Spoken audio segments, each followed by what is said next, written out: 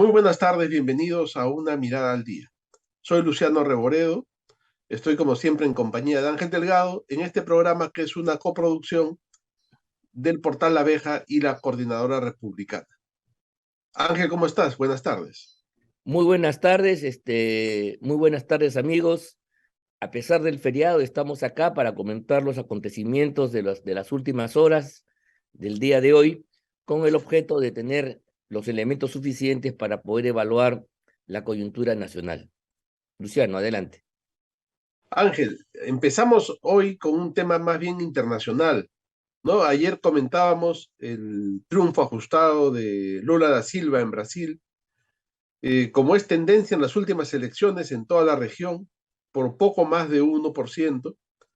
Y que esto había generado reacciones, como era de suponer, desde ambas partes del espectro político brasileño, ¿no? Por un lado, las celebraciones de sectores marginales que se sintieron identificados con Lula y que lamentablemente confundieron la celebración con actividades fuera de la ley, incluso porque ha habido saqueos, atentados contra centros comerciales, han incendiado un centro comercial importante en Sao Paulo, y también en algunos barrios marginales, insisto, ha habido saqueos, grandes saqueos de las tiendas, ¿no? Como si esto fuera una celebración por, por el triunfo de Lula, lo cual obviamente hay que condenar, ahí tenemos algunas imágenes, y que bueno, en la práctica tampoco tiene que ver con Lula esto, ¿no? Para ser justos, esto es una reacción Espontánea. fuera, espontánea y que está condenable desde cualquier punto de vista,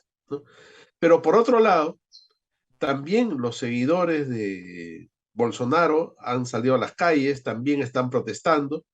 Hay una huelga de camioneros, ¿no? En reacción contra la elección de Lula. Y estos han cerrado las principales carreteras, llegan con volquetes llenos de tierra y lo echan en medio de la pista, impiden el paso de cualquier vehículo, ¿no? Cosa que acá sucede con cierta frecuencia, la toma de carreteras y que sabemos que es algo ilegal también. Bueno, en este caso lo están haciendo en Brasil en grandes cantidades de camiones que bloquean las carreteras. Es parecido a lo que ocurrió en Canadá hace unos meses, en protestas contra la vacunación obligatoria, ¿te acuerdas? Bueno, lo mismo, ¿no? Pero esta vez han cerrado las autopistas, está todo bloqueado, incluso en algunos lugares se han suspendido vuelos porque los accesos al aeropuerto también están bloqueados. Y para sorpresa nuestra, ha aparecido el presidente Bolsonaro, tenemos una captura del diario El Clarín de Buenos Aires, donde dice que él tiene pruebas del fraude, ¿no? Acá está. Jair Bolsonaro afirma tener pruebas de escandaloso fraude y ha decretado la movilización de las Fuerzas Armadas en el país. Esto es una cosa de último momento, no sabemos todavía qué va a suceder, si las Fuerzas Armadas tomarán algún tipo de acción, qué pasará, pero también durante la noche y la madrugada ha habido grandes multitudes, enormes multitudes de seguidores de Bolsonaro frente a las instalaciones de lo que sería el Comando Conjunto o un paralelo a la Comandancia General del Ejército o algo así, exigiendo una reacción, dicen ellos, en defensa de la Constitución y el orden, ¿no? Entonces, están apelando a un artículo de la Constitución brasileña, que es similar al nuestro, ¿no? Donde se dice que las Fuerzas Armadas están obligadas a hacer cumplir la ley y la Constitución. Entonces, esa es la situación que se presenta a 48 horas de la elección de Lula, ¿no? Por otra parte, no ha habido más. Ahí tenemos una imagen, mira, de las autopistas y de la protesta de los camioneros. Bien. Hay una movilización muy fuerte y esto va a una polarización cada vez mayor, ¿no? La población brasileña está dividida tal cual, 50-50. Hasta las cifras son exactas, ¿no? 49-51, supuestamente son las votaciones. Y esto tiene para rato, porque la cantidad de gente que está en las calles de ambos bandos realmente es peligroso, Ángel. Sí. Bueno, yo creo que efectivamente el proceso brasileño, pues, desde que comenzó, está marcado por la crispación. Y hasta cierto punto, esto que viene sucediendo era una de las posibles salidas al resultado electoral. un resultado menor al 1%, sumamente ajustado en cualquier parte del mundo y en una sociedad polarizada como ha sido la brasileña, cosa que se ha manifestado con toda claridad durante las elecciones, sin duda, pues, es una consecuencia de todo ello. Lo que pasa es que la atmósfera está cargada de electricidad. Hay una crispación objetiva que genera que cualquier acontecimiento pueda hacer que la cosa se desate y se produzca un estallido. El cuerpo social está escaldado y por lo tanto es receptivo a cualquier agente, a cualquier elemento que venga pues a generar el mínimo de perturbación. Eso es propio de las polarizaciones, eso es propio de los estrés políticos que sin duda nuestras sociedades han vivido. Y eso es algo que ya lo hemos visto acá. Acuérdate tú que la oposición democrática no reconoció el ajustado triunfo que tuvo Pedro Castillo en los registros del jurado electoral y se señaló oficialmente y por distintas fuentes también la existencia de un fraude. El proceso se demoró, hubo impugnaciones y finalmente Pedro Castillo ganó porque resultó favorecido en la contabilidad que hizo la OMPE y en la ratificación de los resultados contra las impugnaciones que se formularon en aquel entonces. Entonces, el resultado en aquella oportunidad, hace ya más de un año, era más o menos previsible que el gobierno de Castillo entraba con un déficit de legitimidad que no había sido, digamos, consentido por todos los peruanos, que había una importante población que rechazaba y por lo tanto entonces durante el cómputo, incluso desde la instalación, el rechazo manifiesto a este gobierno que se iniciaba estuvo presente. Sectores sociales que antes no se habían manifestado ganaron las calles y generaron una situación política en el Perú casi inédita, porque que recordemos de los procesos electorales últimos habidos finalizando el siglo XXI, desde que recuperamos la democracia, no se había producido una polarización de esta naturaleza, incluso con resultados muy ajustados, como fueron, por ejemplo, el triunfo de Kuczynski sobre Keiko Fujimori en la elección pasada. Esta polarización entonces implica que no solamente hay un resultado puesto en duda, sino además una tensión acumulada por los programas y las ideas de los candidatos en liza. Evidentemente Castillo generaba pues una polarización a partir de todas las cosas que manifestaba durante la campaña, de los programas que levantaba, de la coalición de fuerzas radicales extremistas que lo acompañaron al poder. Eso yo creo que es lo que se ha producido desde el domingo a la fecha en Brasil y probablemente Brasil viva una coyuntura muy similar a la que hemos visto en el Perú, quizás a una escala más amplia, quizás con un movimiento mucho más fuerte, porque mira tú, el triunfo de Bolsonaro en la elección pasada y su gobierno, mal que bien, había generado una masa crítica importante de afirmación de un tipo de modelo político totalmente contrario al que Lula representa. Más bien, en el caso del Perú, hay que decirlo con claridad, esa masa crítica, esa aglomeración de voluntades se generó después del triunfo electoral de Pedro Castillo, cuando se tomó conciencia de lo que esto significaba y cuando el gobierno empezó justamente a verificar con sus desaciertos y sus actos, inclusive desde el comienzo, recuérdalo tú, contrarios al ordenamiento jurídico, muchos de ellos considerados delitos, empezó a configurar una imagen negativa que le echó pues gasolina al fuego que ya estaba, digamos, en marcha desde antes de las elecciones. Bien, en Brasil yo creo que la diferencia es que el movimiento opositor no es uno que se va a gestar, como sucedió en el Perú, y hoy día tenemos una polarización marcada, ahí están las encuestas, sino es uno que viene de atrás. Es un movimiento que ya, digamos, se había impuesto, ellos rechazaron a la hegemonía izquierdista que venía con los dos gobiernos de Lula y con el gobierno de Dilma Rousseff, que era la continuación. Eso fue rechazado en medio del descubrimiento de la investigación que llamada Lavajato, y permitió que Bolsonaro ganara las elecciones de modo espectacular.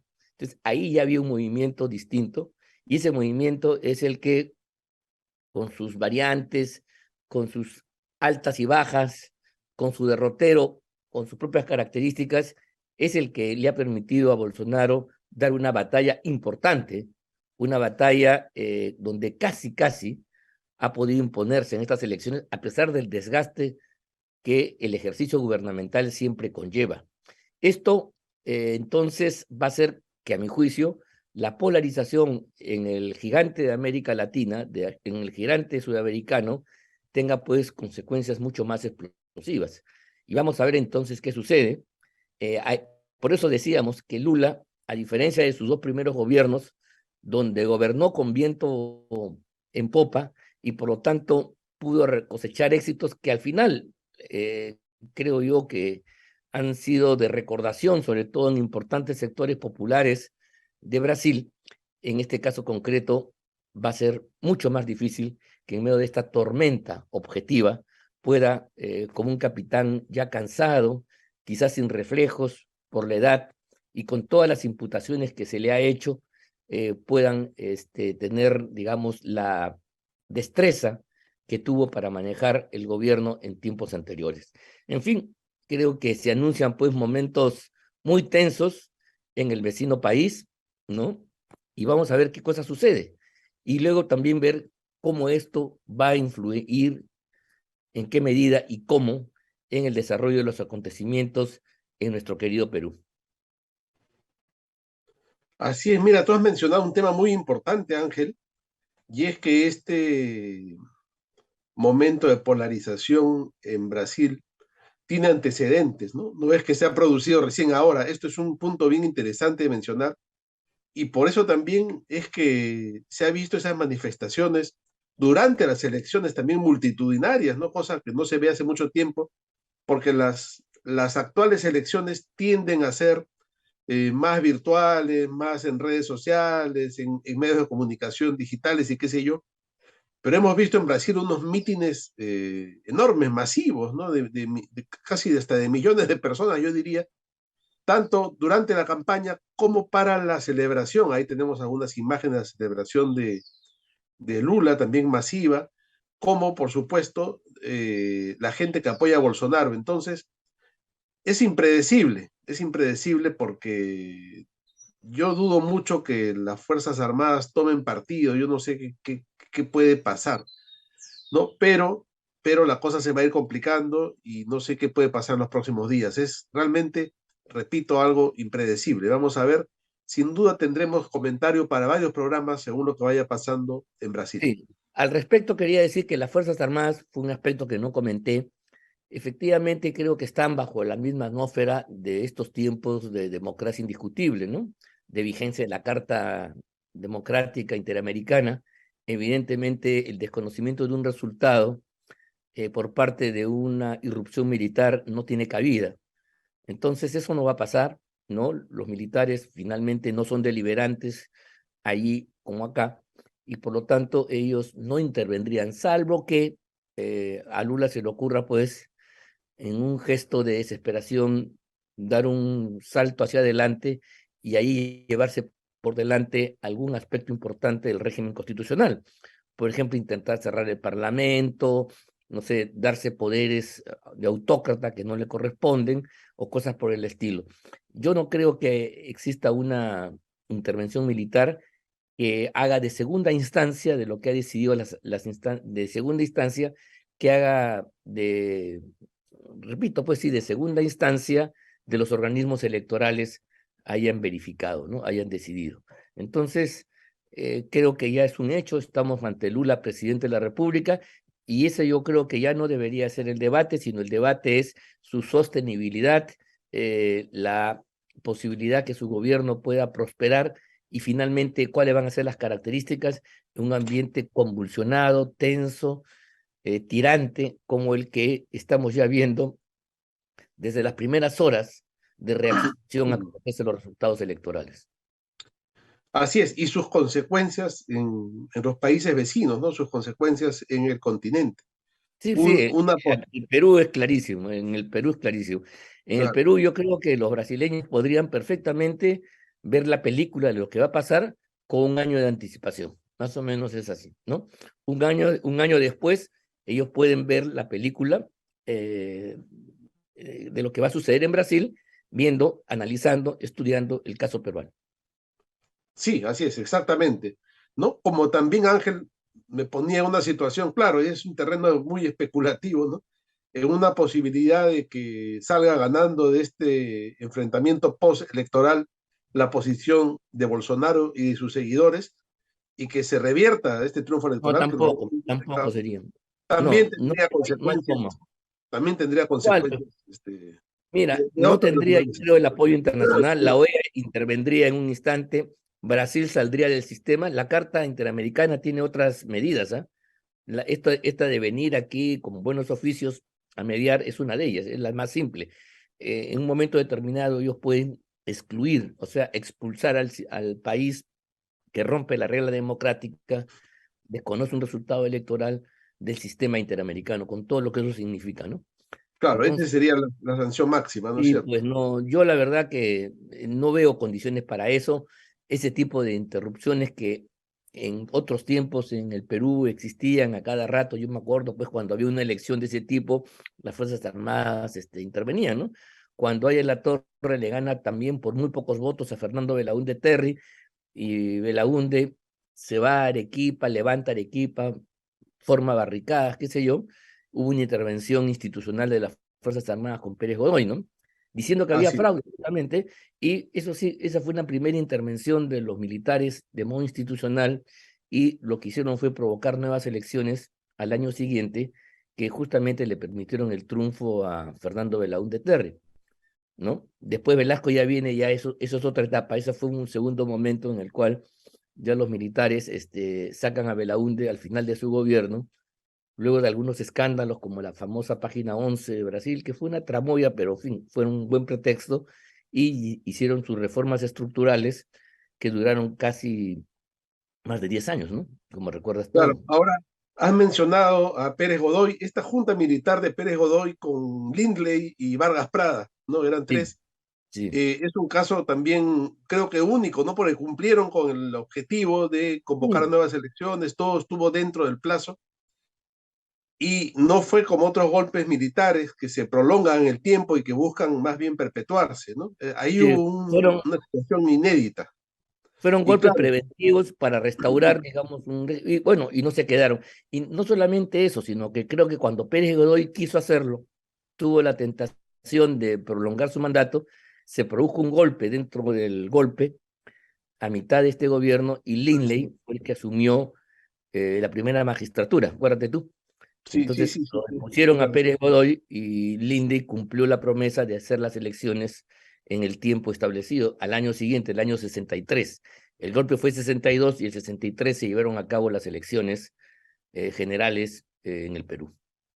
Así es. Y había una frase, Ángel, antes de pasar a temas de actualidad, una frase que se decía antes mucho que ya no se escucha, ¿no? Que fulano de tal, ¿no? Está tocando las puertas de los cuarteles, ¿no? Como si fuera una posibilidad, ¿te acuerdas? Se decía así. Y en ese Sí, caso, el APRA dijo que Belaúnde había tocado la puerta de los sí, cuarteles. sí, claro, lo acusaron a Belaúnde, y Belaúnde, bueno, tuvo el estigma de haber ganado con el apoyo militar, en alguna medida fue cierto. Pero en ese momento, acuérdate tú que en el Perú, de acuerdo a la Constitución del año 1933, cuando no se alcanzaba un tercio de los sufragios efectivos, ¿no? Así, Era el Congreso de la República, elegido conjuntamente en ese proceso, el que elegía quién era presidente entre los tres candidatos que tenían mayor votación. O sea, el tercero era Odría, ¿no? El general Manuel Odría, que había sido dictador en un periodo anterior, ahora había competido y había quedado en tercer lugar. Entonces, lo que pasó fue que, vista la polarización entre Belaúnde y Ayala Torre, parece ser que se llegó a un pacto, lo que se llamó la superconvivencia, y el acuerdo era, declinaba su primer lugar a favor de Manuel Odría, su eterno rival, el que lo sabía, y eso generó una crisis en el APRA muy profunda. El APRA se rompió, de ahí nació el APRA rebelde, y de ahí Así el es. MIR y la guerrilla, ¿no? Fue una cosa muy fuerte. Yo me acuerdo que incluso en la familia mía que había votado por el APRA, causó una conmoción que Ayala Torre pactara con Odría, y Odría iba a ser entonces presidente del Perú elegido por los votos del Parlamento. ¿Te das cuenta?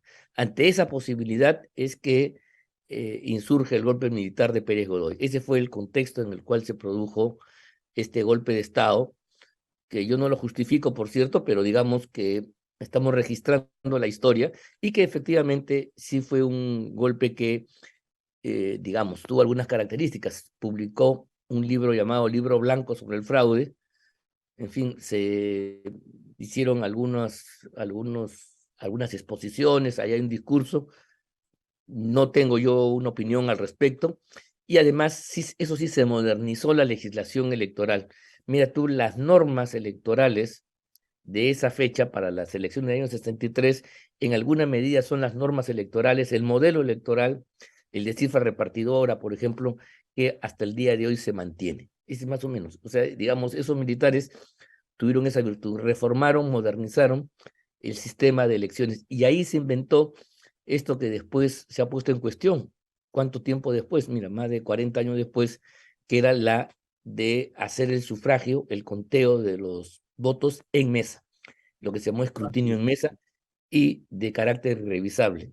Antes de eso, en las elecciones, la costumbre era trasladar los votos con el apoyo de la Fuerza Armada a los distintos lugares donde se hacía acopio, y ahí se contaban, ya bajo la administración del Jurado Nacional de Elecciones. Entonces, eso dio lugar durante mucho tiempo a leyendas, a mitos, a la idea de que en el camino esos votos eran cambiados. Las ánforas trocaban. Y cuenta ahí la Torre que en las elecciones que hubo en los años 30, mucho tiempo después, él entregaba resultados de votos de ánforas que habían sido recogidas en el camino, que las habían, no, que las habían enterrado con los votos de ese entonces, ¿no? Los entregaba como una especie de recuerdo, años después, ¿no? Entonces, para evitar que los votos se trasladen, se estableció el escrutinio en mesa, ¿no? Donde ya, como tú comprenderás, cualquier operación de fraude a gran escala es imposible. Lo único que permite el sistema ya, pues, es que en cada mesa, pues, de acuerdo a la correlación de los miembros de mesa, y si no hay personeros, se pueda, digamos, modificar la voluntad popular, como creo que ha sido lo que pasó tanto en la época de cuando Kuczynski gana y en la última elección, y quizás también un poco cuando Lourdes Flores pierde ante Alan García. Eso es algo que queda como hipótesis, no tengo cómo confirmarlo, pero esos resultados estrechos hace pues que unas pocas mesas que puedan ser adulteradas dentro del mismo proceso de revisión en mesa, y como ya no hay capacidad de revisar, de estudiar, de verificar eso, porque los votos se rompen, te produce un resultado anómalo que puede cambiar los resultados cuando la votación es muy estrecha. Si la votación pasa de 1%, olvídate, es imposible que este tipo de cosas puedan tener significación en el conjunto. No, así es, interesante. Mira hasta dónde hemos llegado a partir del Mm, tema sí, de o sea, Lula. nosotros no creemos que las Fuerzas Armadas en Brasil deben tener el mismo proceso que en el Perú, y que tuvieron además durante mucho tiempo una intervención muy grande, ¿no? Con muchas consecuencias. O sea, las Fuerzas Armadas brasileñas han tenido intervenciones en los años 60, en No, los años, claro, claro, pues. el golpe contra João Goulart, y era contra gobierno reformista, ni siquiera decir que eran la izquierda, en fin, no era Lula, nada que se le pareciera, ¿no? Fueron dictaduras tremendas, ¿no? Fueron dictaduras tremendas, como igual que la Argentina, que competía en ferocidad con Argentina. Entonces, el costo de esos procesos autoritarios fueron muy duros para sus respectivas sociedades. Mira, ni siquiera algo parecido a lo que hubo acá en el Perú. En el Perú también hubo una dictadura en los 70, pero fue con otro carácter y no tuvo la violencia, digamos, no generó el grado de. Mira, más violencia hubo, pues, lamentablemente con los gobiernos democráticos, pues ya no por culpa de los gobiernos, sino fue por culpa del terrorismo que se alzó en armas. La Eso es una subversión, cosa claro. distinta. Eso ya fue en los años 80, como tú recordarás. Pero la dictadura de los años 70 era pues una dictadura, no cabe ninguna duda, todo estaba intervenido, pero una dictadura que más o menos no necesitó, digamos, hacer una persecución, ni siquiera como la que se llevó en los tiempos de Sánchez Cerro, Benavides o quizás Odría, ¿no? La de Odría fue muy dura contra los apristas, se dieron leyes especiales que proscribían el ser aprista y te perseguían a ti por ser aprista, una famosa ley de seguridad interior del país que eran leyes realmente draconianas al extremo. Eso ya no sucedió, pero la dictadura brasileña y la dictadura argentina sí fueron sumamente duros frente a sus procesos políticos respectivos, ¿no? Entonces, que eso se vuelva a repetir ahora, muy difícil, mi estimado Luciano. Claro, y no hemos mencionado el caso chileno tampoco, ¿no? No, Que tampoco. que en los mismos días tenía también la dictadura de Pinochet. Bueno, en el caso nuestro hubo deportaciones de algunos opositores, de algunos Y pues a periodistas, nomás te deportaban y te quitaban ¿no? la patria y te volvían Claro, apátrida. claro, ¿no? Entonces iban a terminar en Madrid o en Buenos Aires algunos y después de un tiempo volvían, ¿no? Bueno, Sí, salvo los sí, expatriados. sí, sí, Bueno, claro. No, no, era un eso, gobierno duro, sin duda, o sea, no era claro, tampoco nada, pero estaban digamos, no tomados, llegó en una escala de ferocidad, si se puede decir así, digamos, estábamos en los lugares de abajo, no arriba, no en la claro. cúpula. Claro, es cierto, ¿no? Se había tomado los medios de comunicación, pero no hubo esos aspectos sanguinarios que hemos visto en otros casos, ¿no? Y que hay que lamentar. Bueno, por otro lado, volviendo a la escena nacional, Ángel, eh, un seguidor de nuestro programa, muy acucioso y amigo nuestro, José Romero, nos alcanza una lista de cosas pendientes en el Congreso. A ver. ¿No? Y bueno, uno se da cuenta entonces que el Congreso está yendo a un paso de tortuga, ¿no? Porque hay una serie de cosas importantes que están ahí flotando y que no se definen, ¿no? Y tengo acá una pequeña lista, mira, la acusación constitucional contra Dina Boluarte. Eso está en la subcomisión ahí esperando su Recién ha momento. empezado, recién ha Sí. comenzado. La acusación constitucional por traición a la patria contra Pedro Castillo también está ahí. Me parece que le han puesto fecha para el día 4. Para eso, con lo cual terminaría la fase de investigación, haciendo suyo la subcomisión, el informe positivo que habría hecho ¿cómo se llama? El congresista de Acción Wilson, Popular, Wilson Soto, Wilson Soto, sí. caracterizado como topo, pero que en este caso hay que decirlo, se ha portado muy bien y eso es lo que vale, los hechos, no lo que se Claro, dice, sino los hechos, ahí se portó muy bien. Ahora, lo que me preocupa de esa votación, te digo, es que tú tienes una correlación distinta. Si hubiera votado con la correlación, porque ya Soto ni siquiera está en la. es otra comisión ahora, pues claro. Sí, pues, entonces ahí viene algo que los jueces, por ejemplo, a nivel judicial, si eso sucediera, se repiten las audiencias. Si mañana en el tribunal Claro, hay una recomposición, ¿no? No se resuelve sin haber escuchado. Y mira, el juicio político es uno en el cual la etapa de investigación se hace con partes. Nosotros hemos debatido con los abogados de Pedro Castillo, o sea, nadie puede decir que ahí no ha habido lugar a la defensa, a la réplica, a la dúplica. Él tuvo además una defensa encabezada por el doctor Palomino Manchego, que es un reconocido constitucionalista, y bueno, pues cruzamos opiniones, puntos de vista, argumentos, en un duelo retórico que se llevó frente a toda la comisión, hubo preguntas, y finalmente termina pues en el informe que hace Soto, ¿no? Y eso debió votarse, mira tú, a la semana siguiente.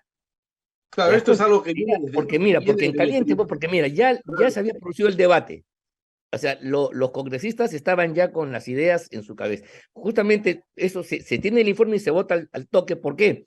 Para que haya, pues, compactación, para que haya inmediatez, para que todo eso sea parte de un mismo proceso. Y sin embargo, han pasado ya 90 días, 3 meses, más de 3 meses.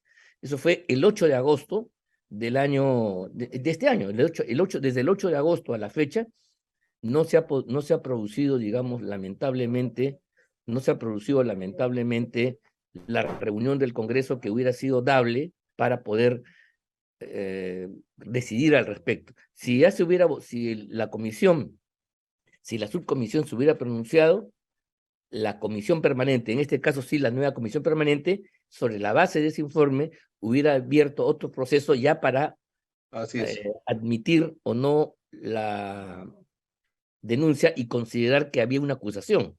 Estaríamos en ese estadio, y si la permanente considera que hay lugar a acusación, pasa al pleno.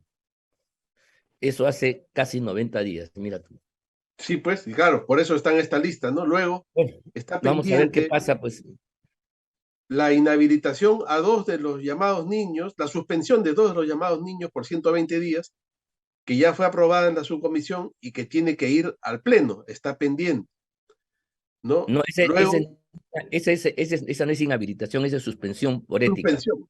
Sí, claro, por la comisión de ética, ¿no? Luego, la recolección de firmas para la vacancia. Bueno, eso va también muy lentamente y voto a voto se ve bien difícil, ¿no? Y pues eso no tiene sentido que corra, porque ¿para qué ir a una convocatoria, a una cita, a una No va a tener votación los votos. de los votos? O sea, en eso el Congreso ha aprendido que no tiene que ser tonto. La vez pasada sí se lanzaron a la piscina sin agua, a sabiendas que no había agua, o sea, se estrellaron contra el piso, a Claro, sabiendas. después, sí, pues, no, y sobre todo la primera vez fue un absurdo, ¿no? La primera vez fue un absurdo absoluto.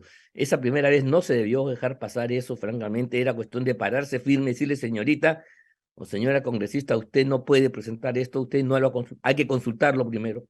No se Claro, hizo, todo el mundo como borregos, continuó o sea, se tiró la piedra, vino al estero y todo el mundo corrió como los perritos, ¿no? Que corren tras el palo que le tiras, ¿no? Eso fue sí, lo que pues, sí, sucedió. fue una Entonces, locura. claro, se quemó un arma muy importante que hoy pues se necesita para poder solucionar el conflicto político que vive el país, ¿no? Mira, luego hay otro tema, ¿no? Que es discutible, ¿no? Tú te has pronunciado, por ejemplo, en contra. El otro día que entrevistamos al doctor Blume, dijo que era una posibilidad, pero es igual una cosa que está ahí flotando en el ambiente y que ni avanza ni para atrás ni para adelante, ¿no? El tema este de reducir la cantidad de votos necesarios para declarar la incapacidad moral. Claro, es Eso es más discutible, difícil. pero también es un problema que se lancen cosas y queden ahí en el limbo, ¿no? Que no pase nada. Esa sensación es un fastidio para la población.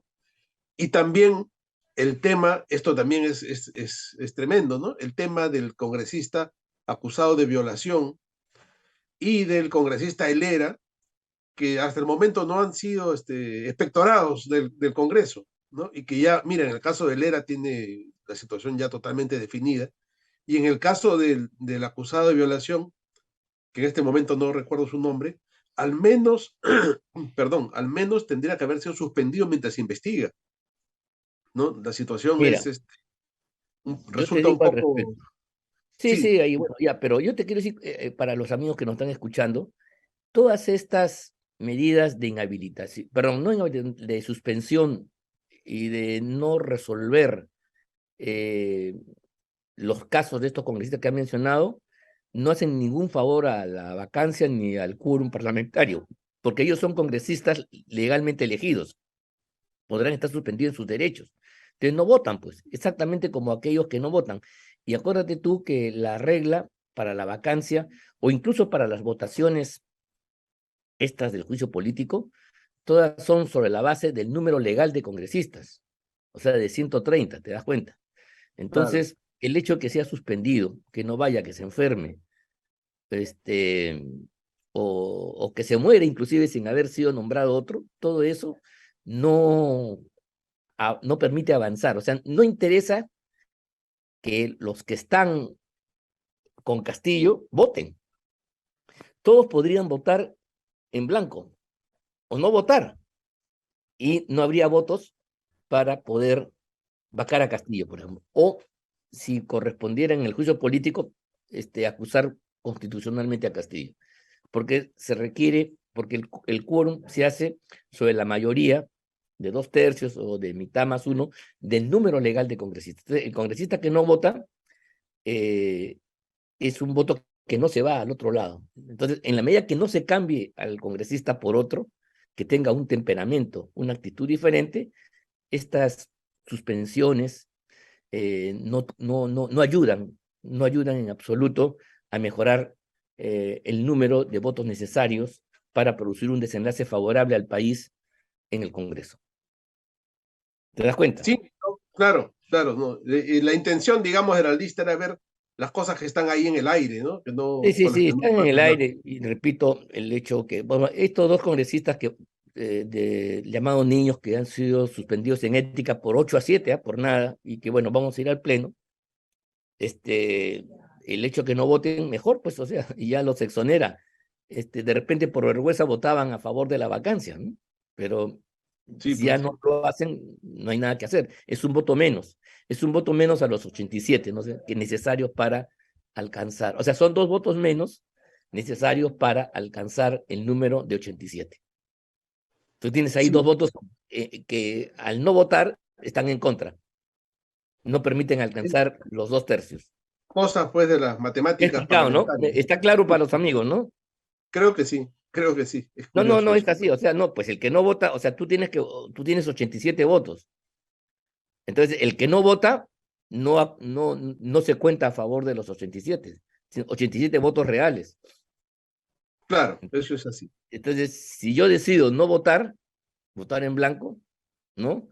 Estoy negándome a que se produzca la vacancia. No estoy sumando estoy en la lista, porque al final los votos en contra, en blanco o no asistentes, son el paquete de que no permite alcanzar los 87, de 130 que hay.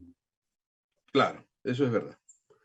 Bueno, ¿Ves? Ángel, mira, y para terminar, un dato nada más que seguramente mañana lo podremos ampliar, y es que se ha publicado una encuesta rural y urbana nacional de CIT, ya en el diario Expreso el día de hoy. Solamente voy a adelantar un dato, ¿no? Aprobación del presidente, 18%, desaprobación, 79%. ¿No? Esas son las cifras que ofrece el día de hoy la encuesta de CIT, encargada por el diario Expreso. Hay más datos, ¿no? Hay aprobación de otras instituciones, de la Fiscalía, ¿no? Por ejemplo, la fiscal de la Nación tiene una aprobación de 58% y una desaprobación de 16%. Hay un limbo ahí grande entre los que no se definen. Sí. ¿Qué te parece si mañana profundizamos un poco en esta encuesta que está Y también habría interesante? que ver otra encuesta, una encuesta que ayer me mencionaban en una entrevista que tuve con un medio de provincias de la República, hecha por el Instituto de Estudios Peruanos. Habría que contrastar para ver cómo van las otras encuestas, ¿no? Creo que es bueno Perfecto, tener un yo creo que balance de encuestas. eso ¿Ah? nos queda como tarea para el programa de Eso mañana. nos quedaría como tarea, sí. Hay que conseguir la encuesta que salió el día de ayer en la República. Perfecto, perfecto. Sí, porque esta es de hoy en Expreso. Ya, Muy bien, listo. Ángel. Nos despedimos. Hasta mañana. Un fuerte abrazo.